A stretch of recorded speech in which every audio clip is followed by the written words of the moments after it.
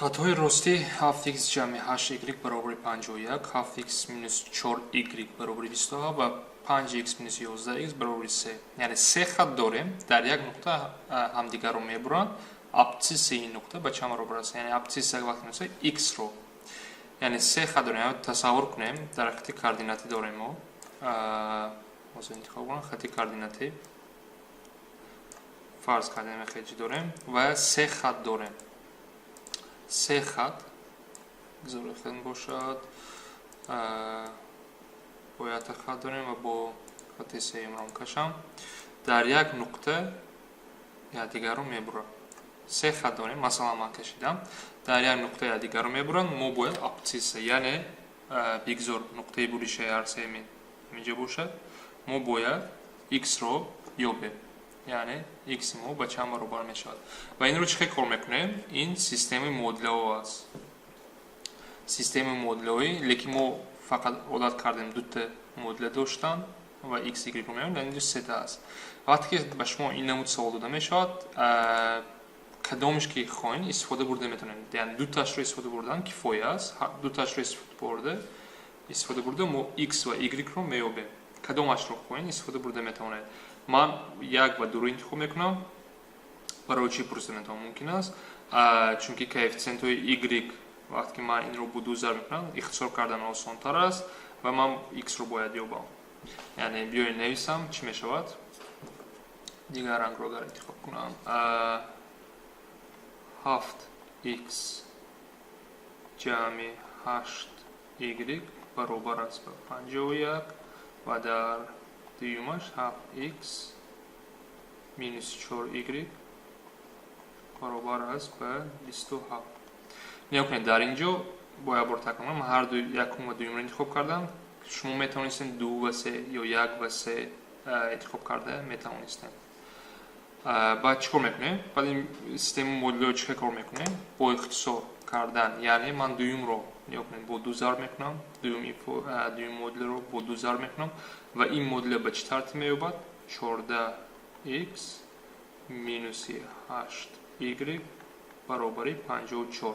یکم مدل عوض نمیشود میماند خودش 8y برابر 51 و وقتی که من نیا کنید دو ifade رو جمع میکنم وقتی که جمع کنم چی میشود دو ifade رو جمع میکنم وقتی که ما جمع میکنیم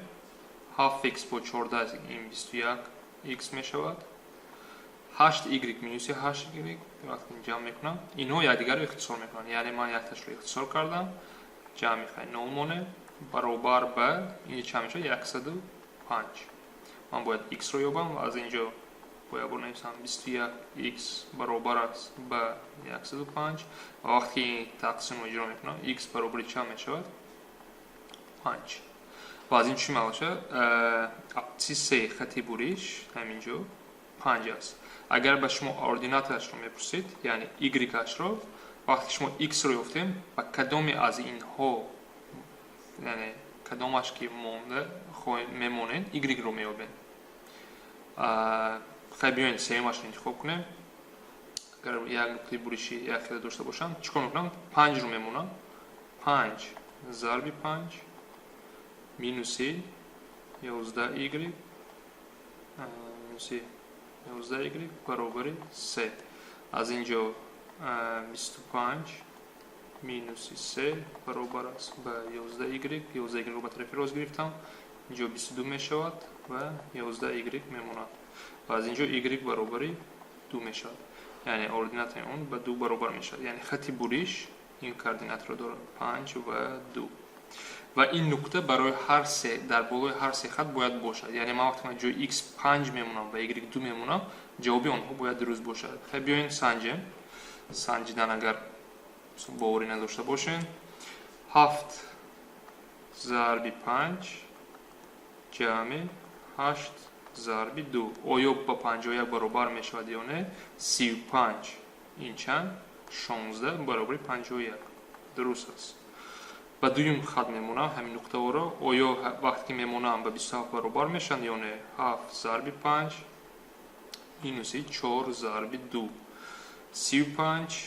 8 باز 27 یعنی در بالای همین خط است و در آخر آن مونم 5 ضرب 5 مینوسی 11 ضرب 2 برابر است به چند میشه 25 22 3.